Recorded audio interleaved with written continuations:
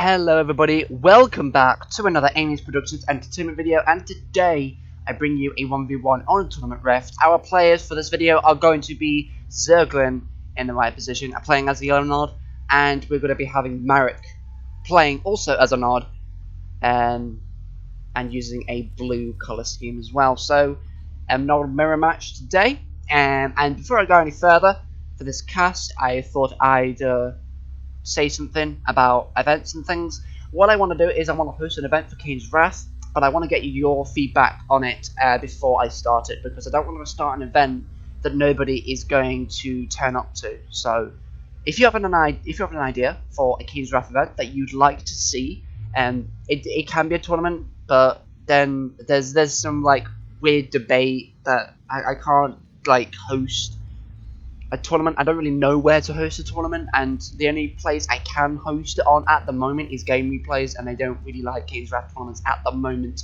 But I mean, if people want it, then I'll see what I can do. But anyway, it doesn't have to be a tournament.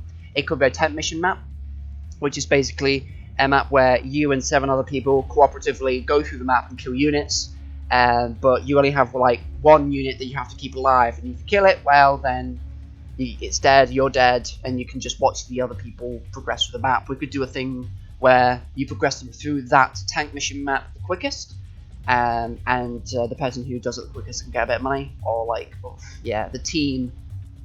But I'm not too sure exactly how many people would be best for this. I think like a 3-player tank mission map, that'd be pretty good. But there's that. There was also a League of Legends one that I was wanting to do, but apparently that already exists, so that's kind of out the bag there. But yeah, I don't really know what kind of game to do. So if you have any suggestions in the comments below, please post them there, and whichever one gets the most likes, I will try and do. I will also let you know. I will respond to that very comment if something goes wrong, or I will make a new comment on this video if it's succeeded, and this is the link sort of thing. But yeah, that's the kind of the thing that I'm wanting to do. Obviously, please post your suggestions. If you want, discuss them among yourselves. It doesn't matter, but yeah, just thought I'd quickly mention that, even though it's been like 3 minutes I've been discussing it. But quick Kane's Wrath event that I'm wanting to do, and yeah, talk away. Anyway, now that my ramble is over, let's get into this game. Obviously, we've got both players. Their resources are alright. ZERGLIN's is a bit is a bit less than his opponent, because look at this, 5-2.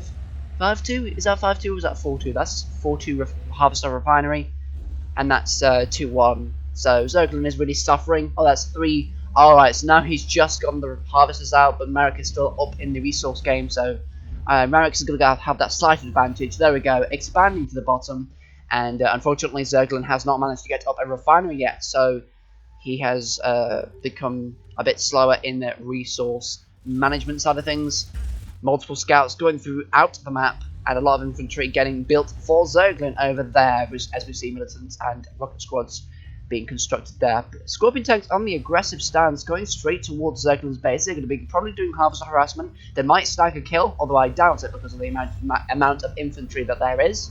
So we'll see. I mean, already one Scorpion's at half health, that very front one. That's quite unfortunate. So it doesn't look like that Marik is able to get a harvester kill just yet. I think he actually cancelled that refinery, ZERGLIN did. Yeah.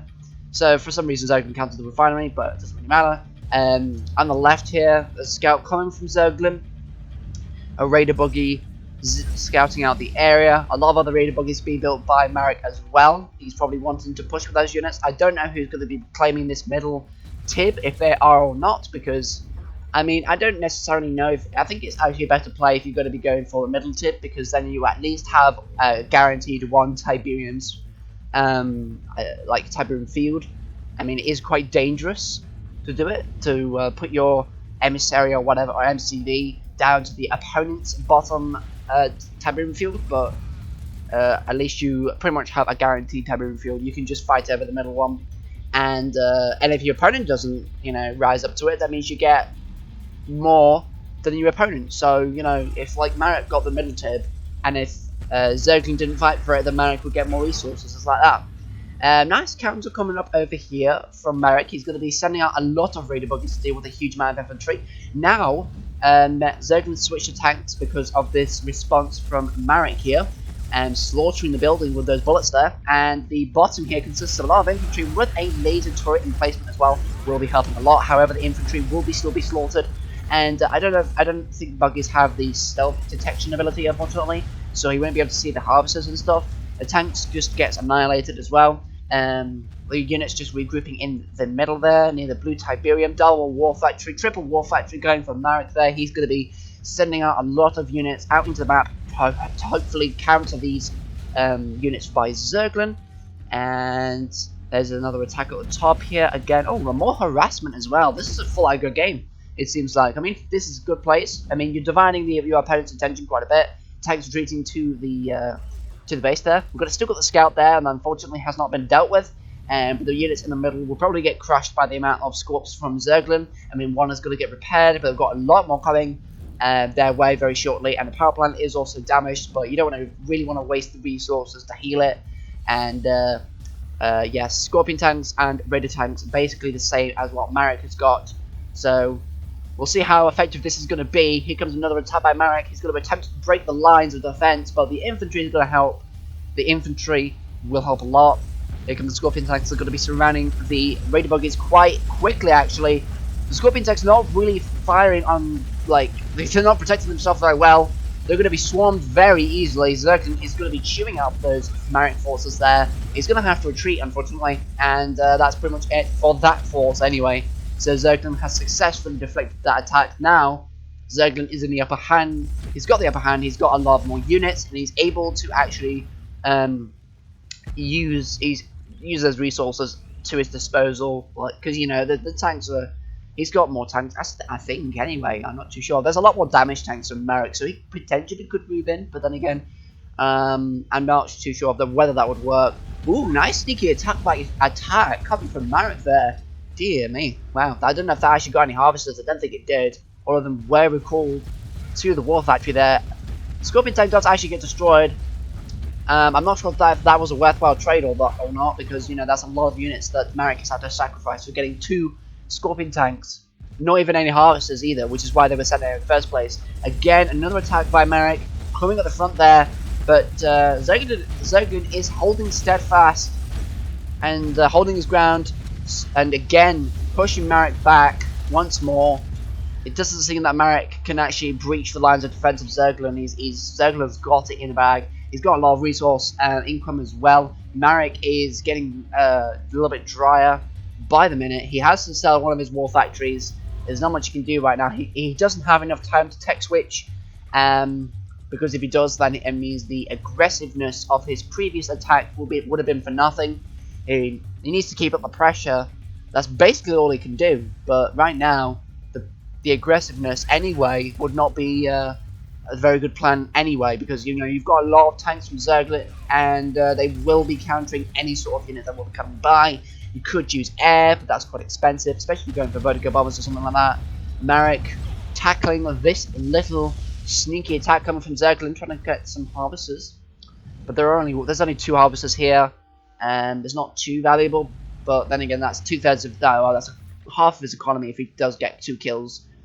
But for strangely enough, he's just leaving these tanks alone. It's quite sad, really.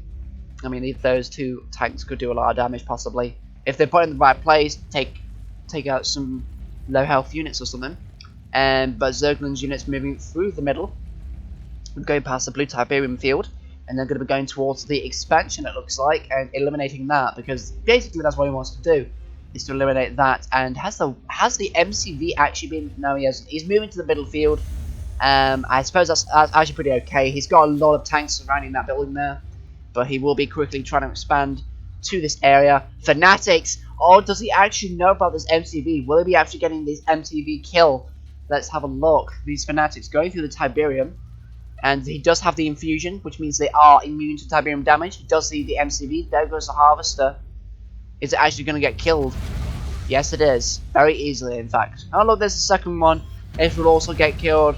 Quite unfortunate there.